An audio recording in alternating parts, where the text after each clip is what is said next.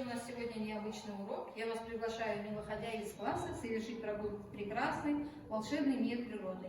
Я хочу, чтобы девизом нашего урока стали слова великого русского художника Исаака Левитана. Какая всюду нас окружает красота, какое величие.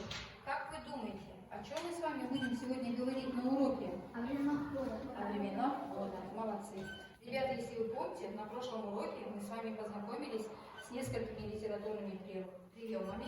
Это у нас было сравнение, олицетворение и сравнительный оборот. А теперь кто мне хочет ответить, что такое олицетворение? Так, окей.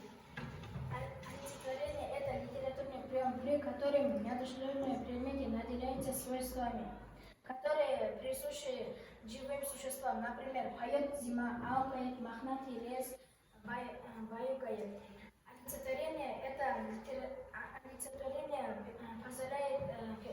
позволяет создать яркий образ, передать настроение героя. Ой, молодец. А теперь следующий прием называется сравнение. Кто хочет мне ответить, что такое сравнение?